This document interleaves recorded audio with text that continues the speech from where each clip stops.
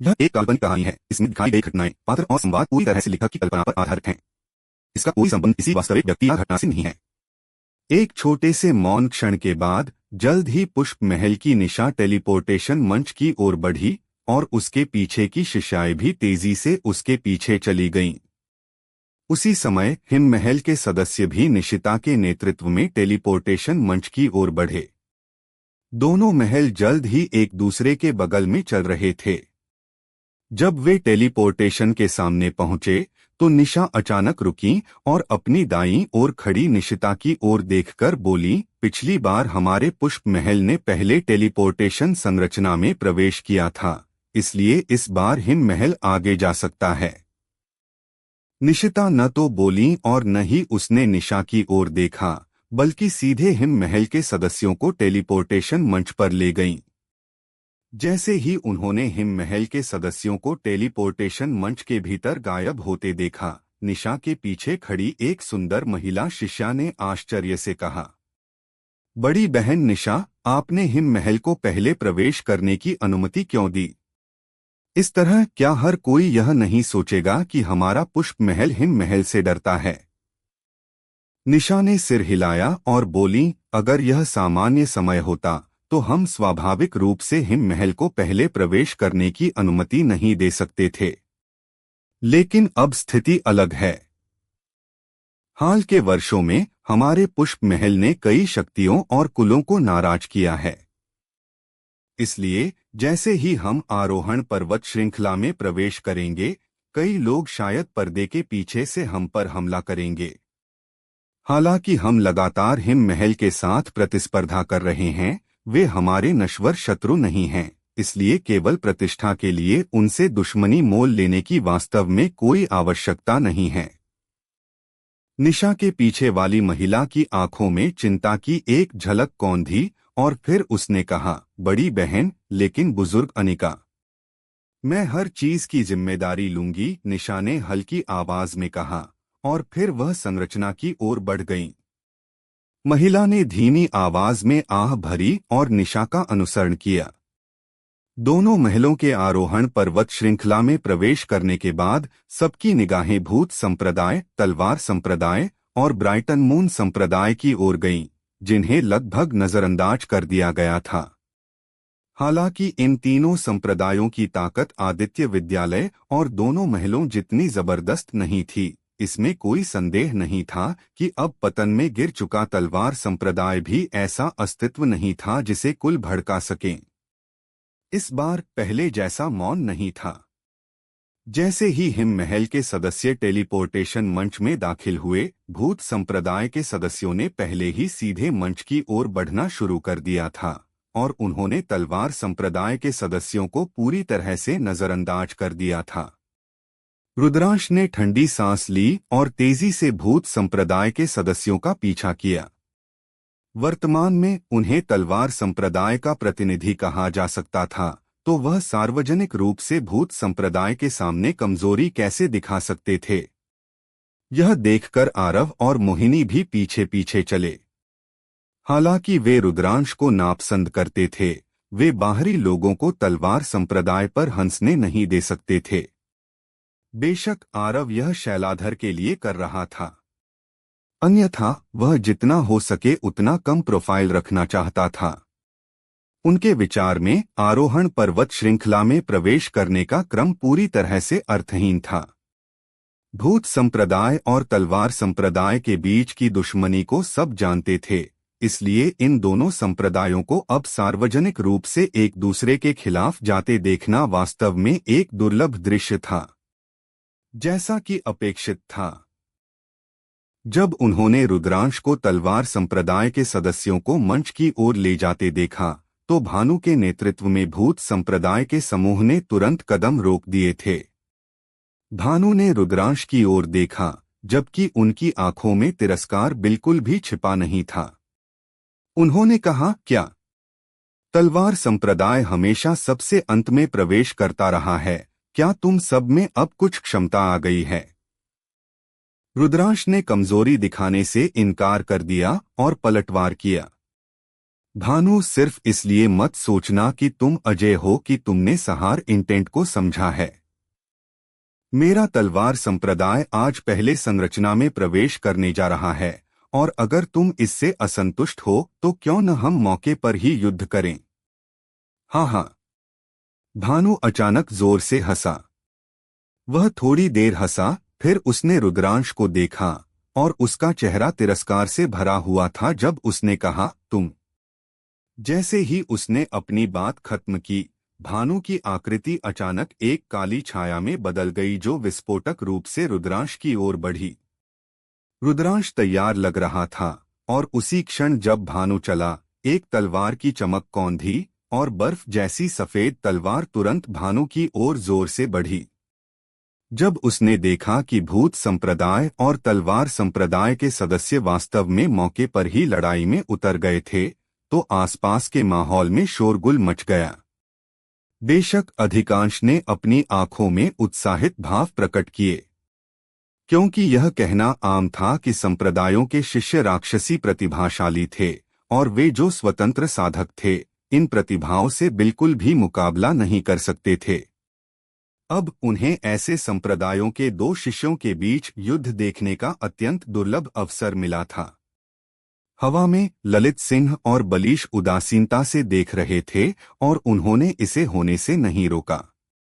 चूंकि उन दोनों ने इसे नहीं रोका था, इसलिए आसपास के शाही रक्षक भी स्वाभाविक रूप से इसे नहीं रोकेंगे।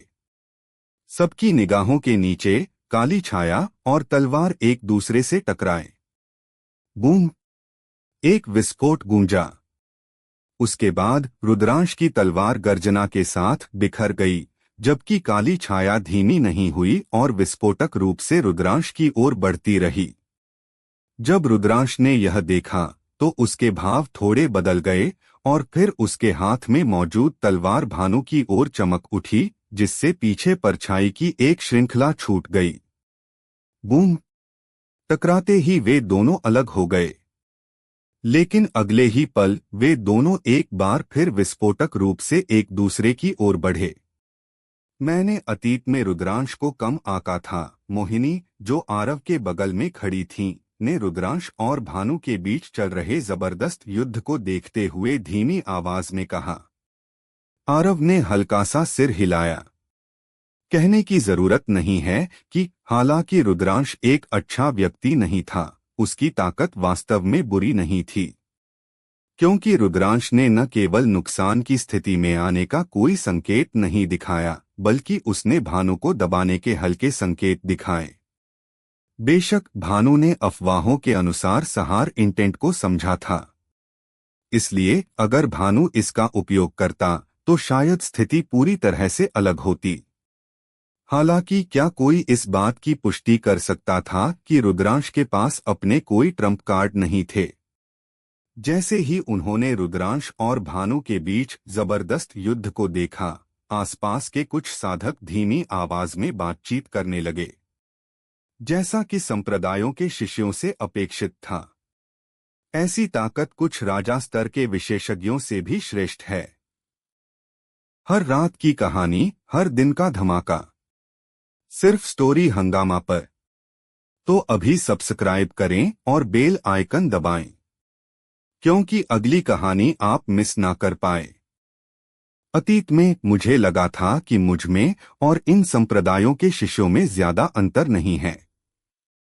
अब ऐसा लगता है कि मैं उनसे बिल्कुल भी मुकाबला नहीं कर सकता। अफसोस, मुझे उम्मीद है कि आरोहण पर्वत श्रृंखला में प्रवेश करने के बाद मेरा सामना इन शिष्यों से नहीं होगा, अन्यथा मैं महापर्वत श्रृंखला में निश्चित रूप से अपनी जान गंवा दूंगा। चिंता मत करो भाई। हालांकि ये संप्रदायों के शिष्य दुर्जय हैं, वे हम जैसे स्वतंत्र साधकों पर बहुत कम हमला करते हैं। जब तक हम उन्हें नाराज नहीं करेंगे, वे हम पर हमला नहीं करेंगे, क्योंकि हम उनके लिए पूरी तरह से कोई खतरा नहीं है। हमारा उद्देश्य केवल जीवित रहना और आवश्यक आंतरिक कोर के साथ आरोहण पर्वत श्रृंखला से बाहर निकलना है। सही कहा। ये संप्रदायों के शिष्य हम जैसे छोटे कीटों को गंभीरता से क्यों लेंगे? बूम! एक और विस्फोट गूंजा और फिर भानु और रुद्रांश दोनों विस्फोटक रूप से 30 मीटर से अधिक पीछे हट गए। इस समय भानु के भाव अत्यंत भद्दे थे। उसने मूल रूप से सोचा था कि उसे रुद्रांश से निपटने के लिए केवल कुछ चालों की आवश्यकता होगी, फिर भी उसने कभी कल्पना नहीं की थी कि वह न केवल रुद्रांश से निपटने में असमर्थ होगा, बल्कि इसके बजाय रुद्रांश द्वारा उसे दबाया जाएगा। मैंने इस बार वास्तव में खुद को शर्मिंदा किया है।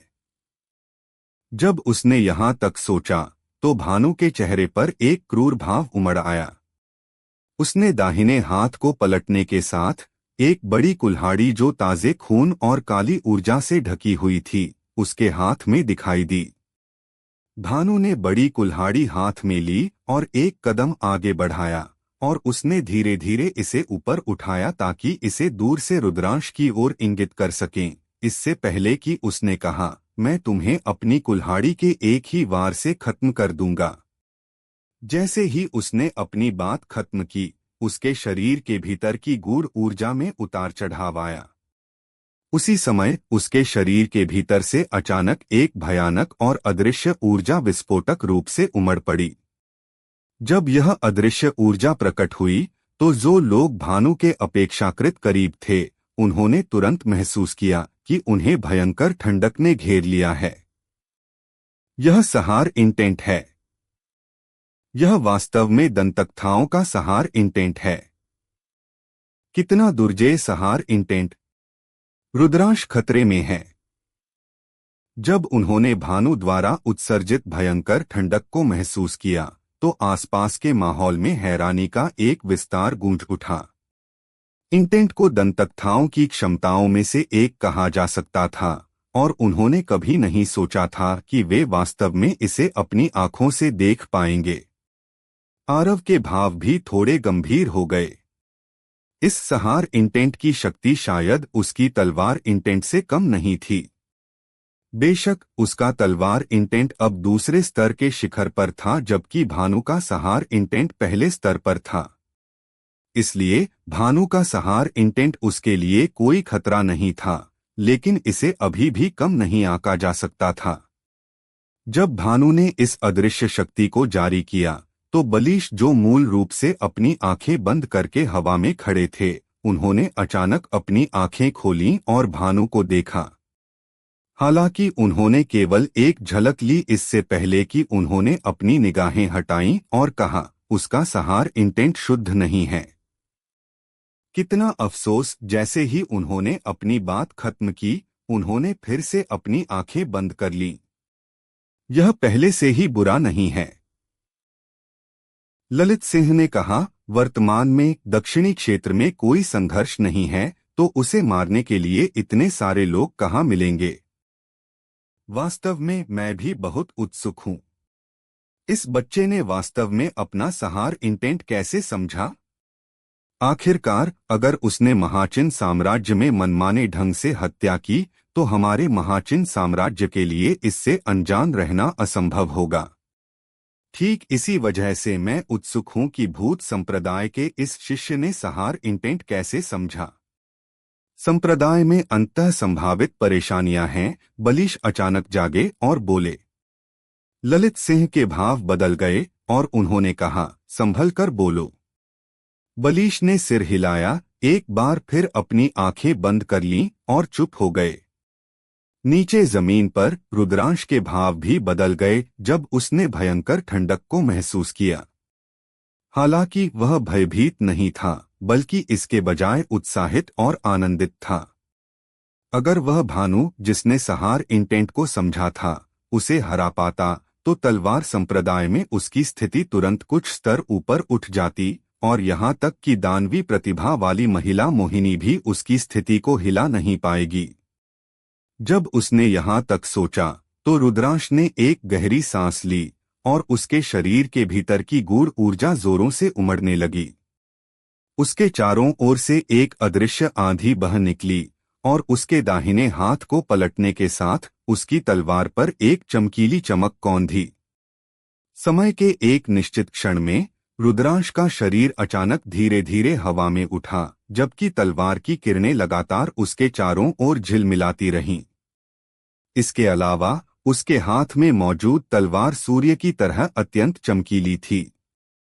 मोहिनी के भाव गंभीर थे जब उसने धीमी आवाज में कहा, यह तलवार संप्रदाय की निम्न श्रेणी की धरती स्तर की तलवार तकनीक है, सर्वव्यापी सदाप्रकाशीय तलवार तकनीक।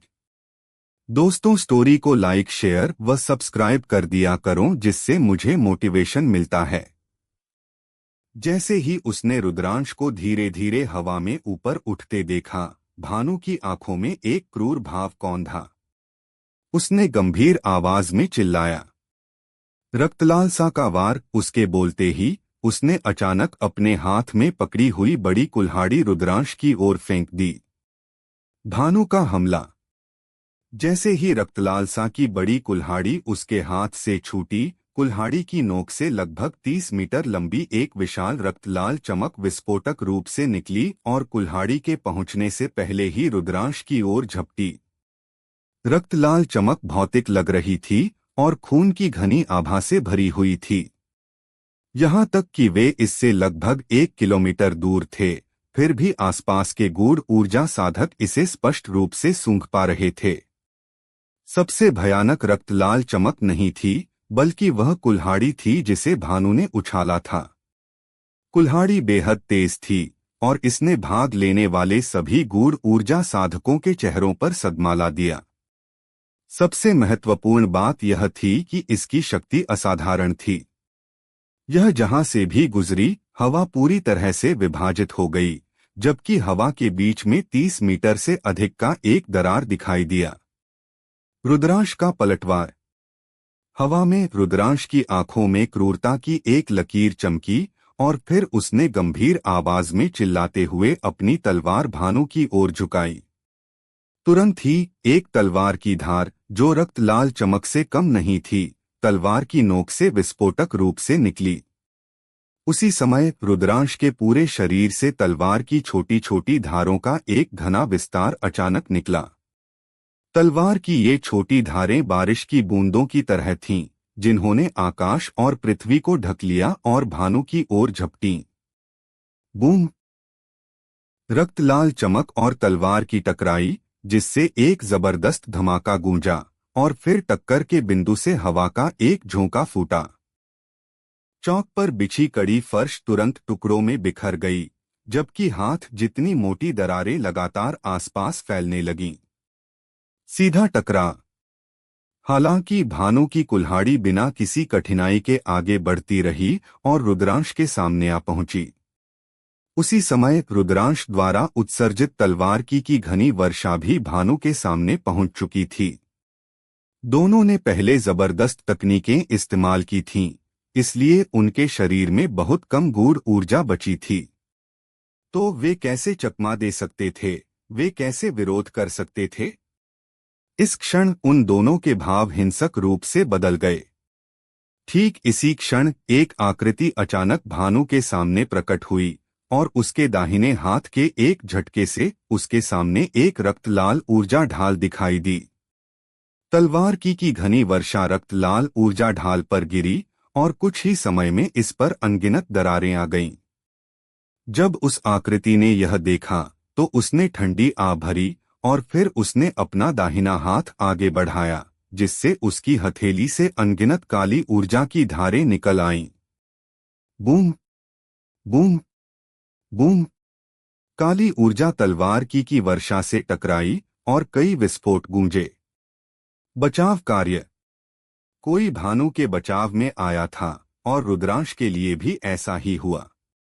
रुद्रांश को बचाने वाला स्वाभाविक रूप से आरव नहीं था। जिस तरह से रुद्रांश ने उसके साथ व्यवहार किया था, आरव रुद्रांश को कैसे बचा सकता था? आरव वह नहीं था जो नफरत का बदला दया से चुकाएगा। यह मोहिनी थी जिसने रुद्रांश को बचाया। मोहिनी को मूल रूप से उम्मीद थी कि आरव उसे बचाएगा। हालांकि उसने देखा कि आरव का ऐसा करने का कोई इरादा नहीं था, इसलिए उसके पास खुद ही कार्रवाई करने के अलावा कोई विकल्प नहीं था। भले ही वह रुद्रांश को पसंद नहीं करती थी, लेकिन जब भूत संप्रदाय का सामना करना पड़ा तो तलवार संप्रदाय के सभी शिष्यों को अपने बीच की शत्रुता को एक तरफ रखना पड़ा। यहाँ उपस्थित शिष्यों में केवल आरव और मोहिनी के पास भानु के हमले का विरोध करने की ताकत थी, और चूंकि आरव ने मदद करने से इनकार कर दिया, इसलिए स्वाभाविक रूप से उसके पास ऐसा करने के अलावा कोई विकल्प नहीं था। जब कुल्हाड़ी रुद्रांश से 3 मीटर से भी कम दूरी पर थी, मोहिनी उसके सामने प्रकट हुई और उसके हाथ में अचानक एक तलवार दिखाई दी। अपनी कलाई के एक झटके के साथ उसने तुरंत अपनी तलवार से अनगिनत बार वार किया। बूम! बड़ी कुल्हाड़ी हवा में उड़ गई। भानु के सामने खड़े युवक ने ठंडी आह भरी। उसने अपना दाहिना हाथ आगे बढ़ाया और बड़ी कुल्हाड़ी मजबूती से उसकी पकड़ में आ गई, जैसे कि मोहिनी ने उसे वहीं भेज दिया हो। भूत संप्रदाय का दावा। उस युवक ने कहा, चूंकि तलवार संप्रदाय की चंद्रिका ने इतने साल पहले मेरे भूत संप्रदाय से पहले टेलीपोर्टेशन फॉर्मेशन में प्रवेश किया था, तलवार संप्रदाय हमेशा मेरे भूत संप्रदाय के बाद ही प्रवेश करता रहा है। इस बार मेरा भूत संप्रदाय अभी भी पहले प्रवेश करेगा। तलवार संप्रदाय के आप सभी इस बारे में क्या सोचते हैं? यह सुनकर तलवार संप्रदाय के सदस्यों के चेहरे गंभीर हो गए। अगर वे सहमत होते तो वे वास्तव में तलवार संप्रदाय के लिए सारा सम्मान खो देते। इस बीच रुद्रांश ने गुस्से में दहाड़ते हुए कहा, तुम खुद को क्या समझते हो? तुम्हें लगता है कि तुम सिर्फ यह कहकर पहले अंदर जा सकते हो? यह सुनकर मोहिनी ने सिर हिलाया और उसने खुद से कहा, रुद्रांश वास्तव में स्थिति को समझने में असमर्थ है। क्या वह अभी भी सोचता है कि भूत संप्रदाय में सबसे मजबूत भानु है? युवक ने रुद्रांश पर उदासीनता से नजर डाली और फिर वह हवा में खड़े ललित सिंह की ओर मुड़ा और बोला, प्रधानमंत्री, यहाँ मारना मना नहीं है ना? ललित सिंह ने युवक पर उदासीनता से नजर डाली और कहा, यह नहीं है। आपके संप्रदायों के उन वरिष्ठों को यहाँ आने की अनुमति नहीं थी। इसका कारण यह था कि एक बार जब कोई टेलीपोर्टेशन फॉर्मेशन में प्रवेश कर लेता है तो प्रतिस्पर्धा शुरू मानी जाएगी। इस प्रकार जब तक आप में क्षमता है तब तक मारने के लिए स्वतंत्र महसूस करें। महाचिन साम्राज्य स्वाभाविक रूप से संप्रदायों के बीच की दुश्मनी में मध्यस्थता नहीं करेगा, और यहाँ तक कि साम्राज्य जितना अधिक ये संप्रदाय आपस में लड़ेंगे उतना ही खुश होगा। आरव का हस्तक्षेप। अच्छा, ठीक इसी क्षण आरव अचानक भीड़ से बाहर निकला और मोहिनी के बगल में आ गया, इससे पहले कि उसने कहा, चूंकि वरिष्ठ ललित सिंह ने कहा है कि आरोहण रैंकिंग्स शुरू हो गई हैं और मारना मना नहीं है, तो तलवार संप्रदाय के शिष्यों, आप सभी किस बात का इंतजार कर रहे हैं? भूत संप्रदाय के पास केवल 3 सदस्य हैं, जबकि हमारे पास 10 हैं। मुझसे यह मत कहो कि हम 10 उनसे 3 से लड़ने से डरते हैं। जब आरव ने वे शब्द कहे तो वह जानता था कि अब वह कम प्रोफाइल नहीं रख सकता। यहां आने से पहले उसने शैलाधर से वादा किया था कि यदि संभव हो तो वह तलवार संप्रदाय के इन शिष्यों का ध्यान रखेगा। इसमें मदद नहीं की जा सकती थी। वह उससे किए गए अनुरोध को मना नहीं कर सकता था। अब तलवार संप्रदाय के शिष्यों को उसकी देखभाल की आवश्यकता थी, क्योंकि यहाँ उपस्थित शिष्यों में शायद केवल मोहिनी और वह स्वयं ही उस युवक का मुकाबला करने में सक्षम थे जो उनके सामने खड़ा था। वह अभिमानी नहीं हो रहा था, लेकिन यह स्थिति का एक तथ्य था। बेशक एक और भी महत्वपूर्ण कारण था। यदि संभव हो तो वह यही भूत संप्रदाय के सभी सदस्यों का सफाया करने की इच्छा रखता था, क्योंकि आरोहण पर्वत श्रृंखला में प्रवेश करने के बाद उनका समूह अलग हो जाएगा। इसलिए यदि तलवार संप्रदाय के वे सदस्य अकेले होते, जबकि वे भूत संप्रदाय के इन तीनों सदस्यों में से किसी से भी मिलते, तो रुद्रांश और मोहिनी के अलावा बाकी सभी को शायद मौत का सामना करना पड़ता। हालांकि यहाँ यह अलग था। वे अब सब एक साथ थे और वे अपनी सेनाओं को इकट्ठा कर सकते थे। अगर वे 10 के मुकाबले 3 की लड़ाई नहीं जीत पाए तो आरोहण रैंकिंग्स में भाग लेने का क्या मतलब था? उनके लिए घर जाकर बच्चे पैदा करना बेहतर था। जब उन्होंने आरव को सुना तो तलवार संप्रदाय के सदस्य पहले तो चकित हुए, लेकिन उन्होंने जल्दी ही उसके कहने का मतलब समझा। उसके बाद वे आरव, मोहिनी और रुद्रांश के पक्ष में चले गए और फिर उन्होंने अपनी तलवारें निकाली और शत्रुतापूर्ण नजरों से भूत संप्रदाय के सदस्यों को घूरा। जियान का आकलन। उस युवक का भाव बदल गया। उसने एक पल के लिए आरव को देखा और फिर कहा, तुम वह आरव हो जिसने शाही राजधानी के प्रवेश द्वार पर एक राजा स्तर विशेषज्ञ को मार डाला था।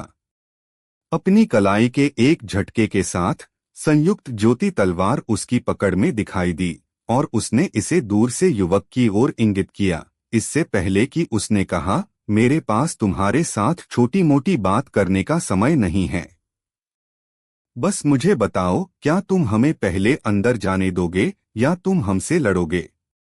युवक की आंखें सिकुड़ गईं और एक भयानक ठंडी चमक से झिलमिला उठीं। वह बहुत आत्मविश्वासी था और उसने आरव को मारने की अपनी क्षमता पर विश्वास महसूस किया। हालांकि वह स्पष्ट रूप से जानता था कि तलवार संप्रदाय के सभी 10 सदस्यों के खिलाफ जाना बिल्कुल असंभव था। भले ही भानु और उसके पीछे के दूसरे कनिष्ठ भाई को शामिल किया जाए, फिर भी यह असंभव होगा। यहाँ तक कि मामूली सी गलती भी उन तीनों को यहाँ नष्ट कर सकती थी। हालांकि वे तलवार संप्रदाय के कम से कम 7 या 8 सदस्यों को मार सकते थे, क्या यह इसके लायक होगा? अगर उन्होंने आरोहण पर्वत श्रृंखला में प्रवेश किया और तलवार संप्रदाय के ये सदस्य अलग हो गए, तो वह अपनी तरफ से किसी को भी बलिदान किए बिना उन सभी का सफाया करने में पूरी तरह सक्षम होगा। तो जब उसने यहाँ तक सोचा तो युवक ने अपना फैसला कर लिया था। जब उसने युवक को चुपचाप खड़े देखा तो आरव ठंडी हंसी हंसा और फिर उसने तलवार संप्रदाय के शिष्यों को टेलीपोर्टेशन मंच की ओर ले गया। अगर वह वास्तव में तलवार संप्रदाय का शिष्य होता तो वह उन्हें अपने जीवन को पीछे छोड़ने के लिए सब कुछ भूल जाता। हालांकि वह नहीं था। इसलिए उसके लिए तलवार संप्रदाय के लिए अपनी जान जोखिम में डालकर लड़ना स्वाभाविक रूप से असंभव था। क्या मजाक है? उसे अभी भी स्पष्ट रूप से याद था कि तलवार संप्रदाय ने उसके साथ कैसा व्यवहार किया था। मोहिनी के लाल होंठ खुले, लेकिन अंत में उसने कुछ नहीं कहा।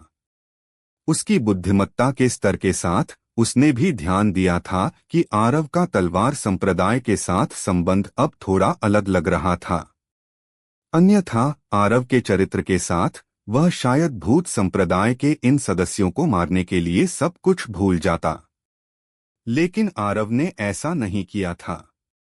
वह ऐसा करना चाहती थी, लेकिन अगर आरव ने उसके साथ सहयोग करने से इनकार कर दिया तो उसमें उन तीनों को मारने में कोई आत्मविश्वास नहीं था। इसके अलावा यहाँ तक कि मामूली सी गलती भी तलवार संप्रदाय के सभी शिष्यों को खुद को शामिल करते हुए यहाँ नष्ट कर सकती थी। ऐसे अवसर की क्या बर्बादी! मोहिनी ने हल्के से आह भरी। भूत संप्रदाय की अस्वीकृति। जैसे ही उसने तलवार संप्रदाय के सदस्यों को टेलीपोर्टेशन मंच की ओर चलते देखा, भानु ने गुस्से में कहा, वरिष्ठ भाई जियान, हम उन्हें ऐसे ही अंदर जाने देंगे? युवक ने उदासीनता से कहा, और क्या? क्या तुम्हें लगता है कि हम 3 उनके 10 के समूह का विरोध कर सकते हैं? भानु निःशब्द था। हालांकि वह अभिमानी था, वह इतना अभिमानी नहीं था कि यह सोचे कि वे 3 तलवार संप्रदाय के सभी 10 सदस्यों का सफाया कर सकते हैं। आखिरकार उसने पहले ही अपनी सहार इंटेंट का उपयोग कर लिया था, फिर भी उसे अभी भी रुद्रांश के साथ एक साथ नष्ट होने के लिए मजबूर होना पड़ा। दूसरी ओर रुद्रांश तलवार संप्रदाय के सदस्यों में सबसे मजबूत नहीं लगता था। लेकिन मैं वास्तव में इसे स्वीकार करने के लिए थोड़ा अनिच्छुक महसूस कर रहा हूं। भानु ने उदास भाव से सोचा। अंतिम प्रवेश। आकाश में बलीश ने आरव के समूह को मंच में प्रवेश करने के बाद अपनी आंखें खोलीं और उसने कहा, क्या दिलचस्प बच्चा है। तलवार संप्रदाय के 10 सदस्यों के आरोहण पर्वत श्रृंखला में प्रवेश करने के बाद यह भूत संप्रदाय के सदस्य थे जिन्होंने अगला प्रवेश किया, और फिर यह ब्राइटन मून संप्रदाय था। ब्राइटन मून संप्रदाय के प्रवेश करने के बाद बाकी सभी गूढ़ ऊर्जा साधकों ने बस आगे बढ़ना शुरू कर दिया। जिस क्रम में उन्होंने आरोहण पर्वत श्रृंखला में प्रवेश किया उस पर कोई विचार किए बिना था। अब क्या होने वाला है आगे सुनते रहिए सर्वशक्तिमान हमारे चैनल स्टोरी हंगामा पर।